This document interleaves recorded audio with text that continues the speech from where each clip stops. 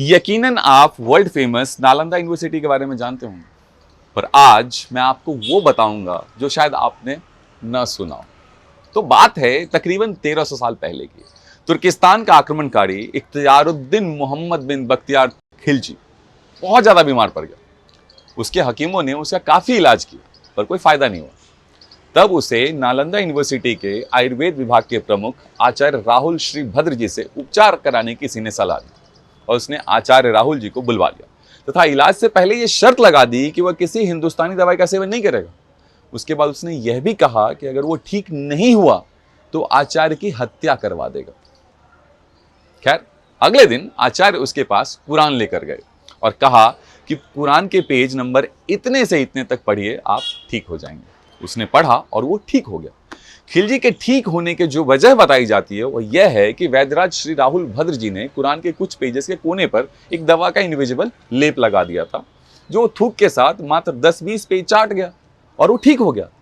पर इससे उसे खुशी नहीं हुई, उसको बहुत गुस्सा आया कि उसके हकीमों से इन भारतीय वैद्यों का ज्ञान श्रेष्ठ क्यों है।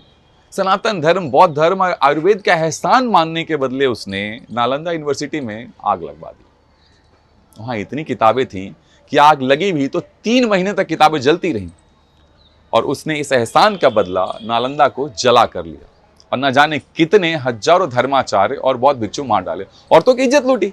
अब जैसा कि पद्मावत मूवी में खिलजी कहता है कि जिस इतिहास में मेरा नाम नहीं वो इतिहास नहीं, और इस एहसान फरामोश इंसान ने अपने नाम पे नालंदा से कुछ दूरी पर एक शहर बसाया जिसका नाम है बख्तियारपुर। कुछ साल पहले सैफ अली खान और करीना कपूर के घर में एक बच्चे का जन्म हुआ और उस बच्चे का नाम रखा गया तैमूर। जैसे ये बात आम जनता को पता चली, कई लोगों ने इसे दोनों का व्यक्तिगत मामला कहा, तो कई लोगों ने इस बात पर ऐतराज जताया कि भारत में रहने वाला कोई शख्स कैसे अपने बच्चे का नाम तैमूर रख सकता है। अब आप भी सोच रहे होंगे ना कि आखिर ये तैमूर कौन था ये तैमूर? तैमूर लंग एक चोर था जो सेंट्रल एशिया के मैदानों और पहाड़ियों से भेड़ों की चोरी किया करता था। तैमूर के लिए लूट और कत्लेआम बहुत मामूली बातें थी, जो बाद के सालों में तैमूर लंग के नाम से जाने लगा। तैमूर जहां जाता वहां हजारों लोगों का कत्ल कर उनकी खोपड़ियों के ढेर लगा देता। एक के बाद एक खूबसूरत राज्यों को खंडहर में बदल देता। कटे हुए सिरों के ढेर लगाने में उसे काफी मजा आता था और एक समय था जब दिल्ली के चारों तरफ कटे हुए सिर और शरीर के टुकड़े ही टुकड़े नजर आ रहे थे। तैमूर लंग और कोई नहीं बल्कि मुगल शासक बाबर का दादा था, वही बाबर जिसका बाप तैमूर के वंश का और मां चंगेज खान के परिवार की थी।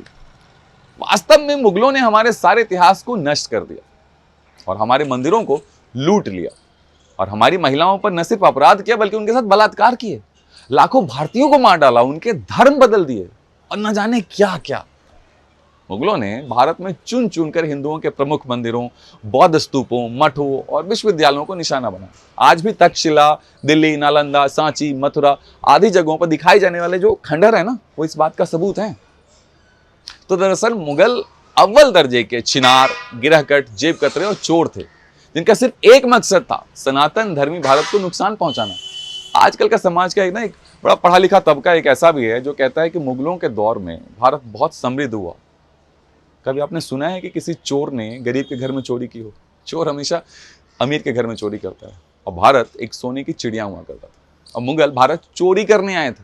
अब जैसा कि हिंदी फिल्मों में दिखाया जाता है ना कि मुगल बहुत उदार थे, दिल के बड़े सच्चे, अच्छे, कला प्रेमी, रोमांटिक। भाई साहब, ऐसा कुछ नहीं था। अभी कुछ लोग कहेंगे कि मुगल वास्तुकला में एक्सपर्ट थे, इसलिए यहाँ ये बनाया, यहाँ वो बनाया। तो भाई, जहां से आए थे ना, वहां उन्होंने एक गुंबद, झोपड़ी छोड़ो, एक 3 BHK फ्लैट तक नहीं बनाया। एक बात बताओ, आप आराम से अपने घर में रह रहे हो, एक दिन अचानक से कोई बाहर से आके आपके परिवार के ऊपर अटैक करे, महिलाओं का बलात्कार करे, पुरुषों का कत्ल करे, आपकी कमाई लूट के ले जाए, आपके घर में आग लगा दे, तो क्या आप उसे महान कहेंगे? पढ़ाएंगे अपने बच्चों को इनके बारे में? देखिए, इतिहास अगर पढ़ाना ही है ना, तो हर्यक, शिशुनाग, नंद, कुषाण, इक्ष्वाकु, परमार, चोल, चंदेल, चालुक्य, पल्लव, मौर्य, गुप्ता, अरे छत्रपति शिवाजी महाराज के बारे में पढ़ाइए। अब ये आपके ऊपर निर्भर करता है कि आपका हीरो इनमें से कोई है या मुगलों जैसा कोई छिनार। याद रखिए, इंसान अक्सर अपना हीरो इतिहास से चुनता है और आपको अपना आइडल केयरफुली चूज करना है। भारत की अपनी एक सांस्कृतिक विरासत है हम अपनी नई पीढ़ी का परिचय सांस्कृतिक विरासत से कराना चाहते हैं। पुराने काल में लोगों को हमारी संस्कृति से वंचित किया जा रहा था, लोगों को बताया ही नहीं जा रहा था असली बात क्या है। अब अगर सांस्कृतिक विरासत याद दिलाना चाहते हैं तो क्या दिक्कत है भाई? आपको बताता चलूं कि मुगलों का इतिहास नहीं हटाया जा रहा, बस रिपीटेटिव हिस्से को, सर्टेन पोर्शंस को हटाया गया है। जो किसी ने बड़ा खूब लिखा है, मैं आपको बता दूं कि ये कान्हा राम की धरती, सजदा करना ही होगा, मेरा वतन ये मेरी माँ है, लूट का सामान थोड़ी है। मैं जानता हूं घर में बन चुके हैं सैकड़ों भेदी, जो सिक्कों में बिक जाए वो मेरा ईमान थोड़ी है।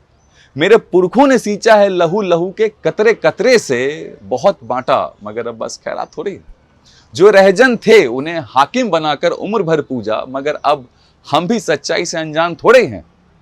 बहुत लूटा फिरंगी ने, कभी बाबर के पूतों ने, ये मेरा घर है मेरी जान, मुफ्त की सराय थोड़ी है।